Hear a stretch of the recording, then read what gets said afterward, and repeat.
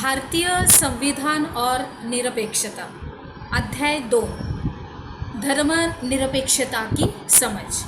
अभी हम लोग इस अध्याय की पढ़ाई कर रहे हैं, तो चलिए बच्चों अभी हम लोग आगे बढ़ते हैं। भारतीय धर्मनिरपेक्षता क्या है, इसके अंतर्गत अभी हम लोग देखेंगे। भारतीय संविधान में कहा गया है कि भारतीय राज्य धर्मनिरपेक्ष रहेगा। हमारे संविधान के अनुसार केवल धर्मनिरपेक्ष राज्य ही अपने उद्देश्यों को साकार करते हुए निम्नलिखित बातों का ख्याल रख सकता है कि कोई एक धार्मिक समुदाय किसी दूसरे धार्मिक समुदाय को न दबाए। मतलब ये कुछ हमें नंबर यानी कि 1 2 3 ऐसे नंबर के हिसाब से हमें ये कुछ मुद्दे दिए गए हैं। तो सबसे पहला मुद्दा है कि कोई एक धार्मिक समुदाय किसी दूसरे धार्मिक समुदाय को न दबाए। दूसरा है कुछ लोग अपने ही धर्म के अन्य सदस्यों को न दबाए, और राज्य न तो किसी खास धर्म को थोपेगा और न ही लोगों की धार्मिक स्वतंत्रता छीनेगा। आगे देखते हैं बच्चों, इस तरह के दबदबे को रोकने के लिए भारतीय राज्य कई तरह से काम करता है। और पहला तरीका यह है कि वह खुद को धर्म से दूर रखता है, और भारतीय राज्य की जो बागडोर है न तो किसी एक धार्मिक समूह के हाथों में है और न ही राज्य किसी एक धर्म को समर्थन देता है। भारत में कचहरी है, थाने, सरकारी विद्यालय और जो दफ्तर जैसे सरकारी संस्थानों में किसी खास धर्म को प्रोत्साहन देने या उनका प्रदर्शन करने की अपेक्षा नहीं की जाती है। धार्मिक वर्चस्व को रोकने के लिए भारतीय धर्मनिरपेक्षता का दूसरा तरीका है अहस्तक्षेप की नीति। अभी इसका मतलब है कि सभी धर्मों की भावनाओं का सम्मान करने और धार्मिक क्रियाकलापों में दखल न देने के लिए राज्य कुछ खास धार्मिक समुदायों को कुछ विशेष छूट देता है। अभी आगे बढ़ते हैं।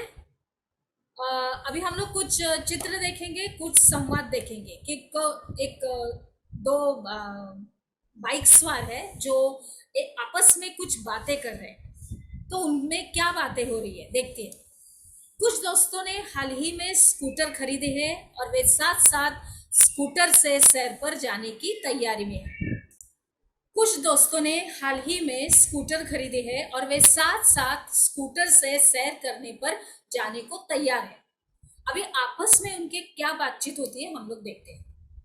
अरे तुम्हारे पास हेलमेट तो है ना? दिल्ली में सबको हेलमेट पहनना पड़ता है और यही कानून है, फिर तुमने हेलमेट क्यों नहीं पहना? जुर्माना भरने का बड़ा शौक है क्या? तो दूसरा उनके जो साथी है वो क्या बोलते हैं, उनके मित्र देखते हैं, फिक्र मत करो, मुझे जुर्माना नहीं देना पड़ेगा। अरे परमजीत, तुम पर जुर्माना क्यों नहीं होगा? अभी जो परमजीत है उसके ऊपर पगड़ी है, मतलब हेलमेट नहीं है। तो देखो वो क्या कहता है कि देखो पगड़ी पहनना सिख धर्म का एक बुनियादी उसूल है, और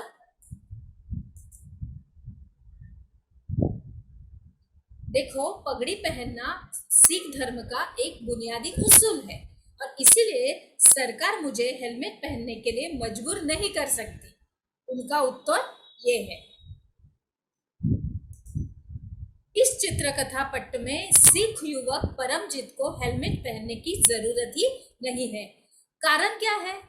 कारण यह है कि भारतीय राज्य इस बात को मान्यता देता है कि पगड़ी पहनना सिख धर्म की प्रथाओं के मुताबिक महत्वपूर्ण है। क्या है? पगड़ी पहनना सिख धर्म की प्रथाओं के मुताबिक महत्वपूर्ण है। अभी लिहाजा इन धार्मिक आस्थाओं में दखलंदाजी से बचने के लिए राज्य ने कानून में रियायत दे दी है। धार्मिक वर्चस्व को रोकने के लिए भारतीय धर्मनिरपेक्षता का तीसरा तरीका हस्तक्षेप का तरीका है, और इसी अध्याय में के पीछे आप छुआछूत के बारे में भी पढ़ चुके हैं। अभी इस बात का उपयुक्त उदाहरण ही यह है कि किस तरह से एक ही धर्म के लोग ऊंची जाति के हिंदू और अपने ही धर्म के अन्य सदस्यों कुछ निचली जातियों को दबाते हैं। धर्म के नाम पर अलग अलग करने और भेदभाव को रोकने के लिए भारतीय संविधान ने छुआछूत पर पाबंदी लगाई। अभी इस उदाहरण में राज्य धर्म के नाम पर अलग अलग करने और भेदभाव को बढ़ावा देने वाली उस प्रथा को खत्म करने के लिए धर्म में हस्तक्षेप कर रहा है, जो निचली जातियों के लोगों के मौलिक अधिकारों का हनन करता है, क्योंकि वे भी इस देश के नागरिक हैं और इसी तरह माँ बाप की संपत्ति में बराबर हिस्से के अधिकार का सम्मान करने के लिए राज्य को समुदायों के धर्म पर आधारित निजी कानूनों में भी हस्तक्षेप करना पड़ सकता है। यहाँ तक बात समझ में आई बच्चों? चलिए आगे बढ़ते हैं। आप राज्य का हस्तक्षेप सहायता के रूप में भी हो सकता है।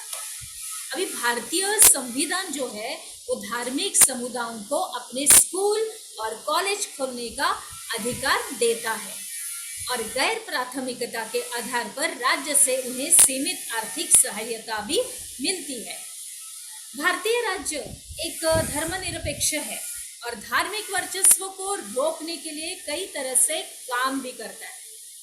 भारतीय संविधान अपने नागरिकों को मौलिक अधिकारों का आश्वासन देता है और ये मूलभूत अधिकार इन धर्मनिरपेक्ष सिद्धांतों पर आधारित है। अभी लेकिन इसका यह मतलब नहीं है कि भारतीय समाज में इन अधिकारों का उल्लंघन बंद हो गया है, बल्कि वास्तव में ऐसे उल्लंघनों की वजह से ही हमारे सामने संवैधानिक व्यवस्था की जरूरत बनी हुई है और इस तरह के अधिकारों के होने का ज्ञान हमें इन अधिकारों के उल्लंघन के प्रति संवेदनशील बनाता है और जब कभी ऐसा होता भी है तो हमें इसके खिलाफ सही कदम उठाने की क्षमता रखनी पड़ती है। आगे देखते हैं अभी हमने क्या सीखा। इसके अंतर्गत आपको इस प्रश्न का उत्तर आपको अपने नोटबुक में लिखना है बच्चों कि भारतीय धर्मनिरपेक्षता क्या है। इसके अगले पहले वाले हम लोगों ने जो विभाग में देखा कि धर्मनिरपेक्षता क्या है और ये जो सवाल है ये है भारतीय धर्मनिरपेक्षता क्या है। तो चलिए बच्चों अभी हम लोग आगे बढ़ते हैं।